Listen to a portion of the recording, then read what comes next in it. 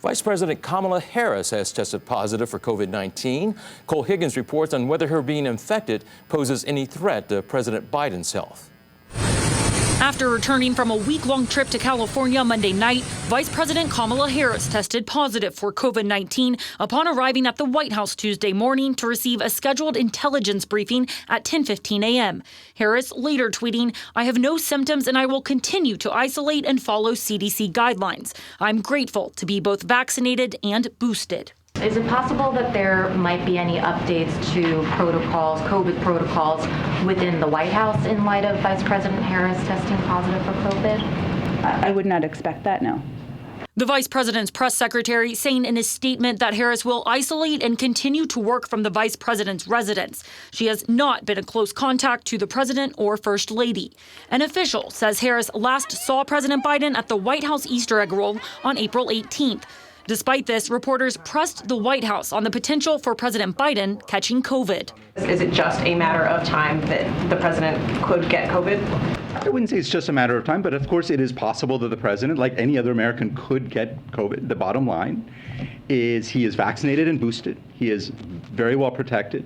He's got very good protocols around him to protect him from getting infected. Cole Higgins, KITV4, Island News. About 60% of all Americans now have antibodies from getting COVID-19. The Centers for Disease Control and Prevention say a bulk of these people were infected during the Omicron surge. The biggest increase was seen in children. The CDC also reports 3 out of every 4 children in the U.S. have been infected with COVID-19. The agency also found the percentage of those 17 and under with antibodies from coronavirus infection and not vaccines was up from 45% in December to 75% in February. The CDC urges all parents to get their kids vaccinated and boosted for extra protection.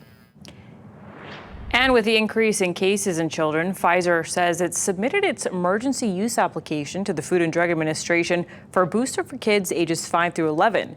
The company says trials have shown strong immune response with no safety problems. The only age group not approved to be vaccinated is children younger than 5. Family members who have experienced a loved one in the ICU with COVID-19 are showing signs of post-traumatic stress disorder. A new study from researchers at the University of Colorado say families have to make difficult decisions quickly and feel a loss of control. This often results in the family developing symptoms of anxiety and depression. Researchers say family members should be screened for symptoms and offered emotional support to deal with those conditions.